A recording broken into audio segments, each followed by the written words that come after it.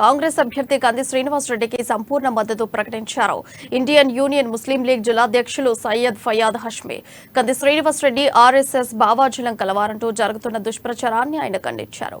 కొన్ని దుష్టశక్తులు పనిగట్టుకొని చేస్తున్న దుష్ప్రచారమన్నారు. ఇలాంటి దుష్ప్రచారాలను మైనారిటీ ముస్లింలు అస్సలు నమ్మొద్దని చెప్పారు ఆయన. వన్ సైడ్ ఓటింగ్ ద్వారా మన సమస్యలను పరిష్కరించుకుందామని ముస్లిం సమాజానికి ఆయన పిలుపునిచ్చారు. ఇక ఇదే అంశానికి సంబంధించి మరింత సమాచారం ఆదిలాబాద్ ప్రతినిధి జోషి అందిస్తారు. ఆదిలాబాద్ నియోజకవర్గ కాంగ్రెస్ పార్టీ అభ్యర్థి కంది శ్రీనివాస్ రెడ్డికి సంపూర్ణ మద్దతు ప్రకటించారు ఇండియన్ యూనియన్ ముస్లిం లీగ్ జిల్లా అధ్యక్షులు సయ్యద్ ఫయాద్ హష్మి. వారు మన వెంట ఉన్నారు. వారిని అడిగి మరిన్ని వివరాలు, అంటే ఈ మద్దతు ఏ విధంగా ఉంటుంది, రాబోయే రోజుల్లో వీళ్ళకి సంబంధించినటువంటి సహకారం ఏ విధంగా ఉంటుంది అనేది మనం వారిని అడిగి తెలుసుకుందాం. जी बोलिए, आप मुस्लिम यूनियन के लीग की तरफ से कांग्रेस पार्टी के जो कैंडिडेट है कंदी श्रीनिवास रेड्डी, उनको आपका सपोर्ट कर रहे हैं, तो इसमें ये पूरा तेलंगाना लेवल में है या आदिलाबाद में है, ये कैसा है?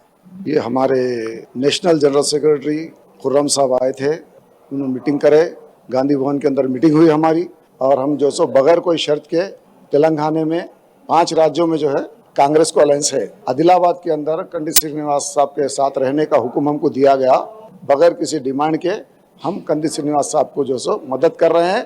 इसकी वजह यह है कि वो बीजेपी को ठोकर मार के जो सेकुलर पार्टी में जॉइन हुए हैं, और हिंदुस्तान में आज बहुत नाजुक वक्त से गुजर रहा हिंदुस्तान, लिहाजा इसकी बचाने के लिए कांग्रेस को मजबूत करना जरूरी है। हम ये निर्णय लिए।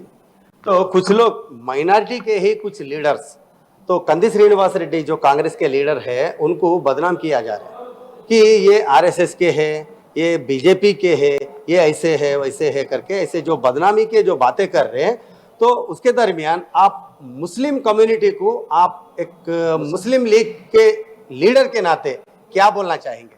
मैं मुसलमान भाइयों को कहना चाहता हूँ कि आरएसएस जो जमात है वो मजहबी जमात है, उसके अंदर हर हिंदू आरएसएस में है, हर हिंदू आरएसएस का है, लेकिन उनकी जो नीतियां हैं, जैसा एंटी मुस्लिम जो काम करते वो लोग, वो देख के वो बर्दाश्त नहीं करके उनको ठोकर मार कर सेकुलर पार्टी में जॉइन हुए।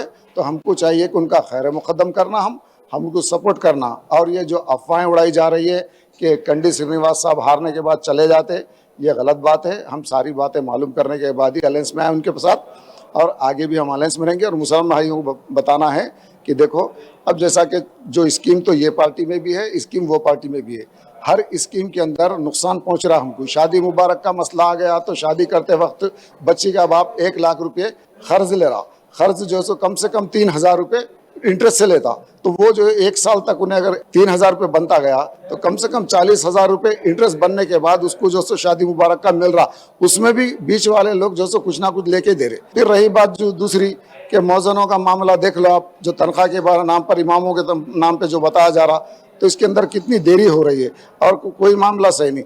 अब हम जो हमारे नौजवान बच्चे बेरोजगार थे, 1 लाख रुपए की स्कीम आई, वो 1 लाख रुपए की स्कीम के अंदर आदिलाबाद के अंदर 2,500 लोग जो सो पिटिशन दी, जिसमें 90 लोगों को लोन दिया गया। किसको दिया गया वो हमको नहीं मालूम। तो अब आप देखिए, 50,000 करोड़ रुपए जो सो केसीआर साहब हजरत जहांगीर पीरा साहब के वास्ते अलॉट कर दिए। 50,000 करोड़ अगर वहाँ अलॉट करने के बजाय मुसलमानों की बेरोजगारी के लिए अगर वो स्कीम चलाते, तो क्या आज मुसलमान बच्चे कारोबार से नहीं होते थे? लेकिन ऐसा नहीं है। उर्दू मीडियम के ताल्लुक से 41 जो है वैकेंसीज ओपन हुए थे, बच्चे हमारे पढ़ के कई साल से इंतज़ार कर रहे हैं, जिनकी उम्रें अभी 1 साल 2 साल बाकी है, उसके बाद इनकी उम्र आउट हो जाती, ये जॉब उन्होंने नहीं कर सकते। वो जॉब को 34% इन्होंने DSC को SC ST के नाम पे अलॉट कर दिए, और 3 वैकेंसीज जो है उसमें जो अलॉट करे मुसलमानों को, 2 लेडीज 1 जेंट्स करे। तो क्या बताओ तुम, ये जो बच्चों ये जो वैकेंसीज अलॉट करे 34%, ये 34% क्या SC ST जाके उर्दू मीडियम स्कूल में पढ़ाते? नहीं पढ़ाते। आज से कम 1986 में कांग्रेस आदिलाबाद के अंदर 79 में कॉलेज बंद हुआ था उर्दू मीडियम, तो 86 में कांग्रेस पार्टी हमको एक जूनियर कॉलेज ला के दी।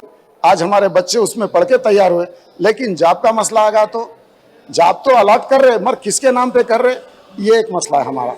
हम बताने का मतलब कि हमारे नाजुक वक्त में हमारे जो मुस्लिम जो लीडर्स है, हमारे जो मुस्लिम लीडर है, वो लोग भी जो सब हाँ में हाँ मिला रहे हैं। तो हम चाहते हैं, हमारा IUML मिलके एक फैसला लिए कि भाई क्या करना चाहिए। आज नाजुक हालात है हिंदुस्तान के अंदर, कोई ना कोई मामला पे, कभी किसी मामले के बीजेपी के जो वायलेंस हो रहे हैं, तो उससे बचाना है तो सिर्फ कांग्रेस के अलावा और कोई नहीं बचा सकते।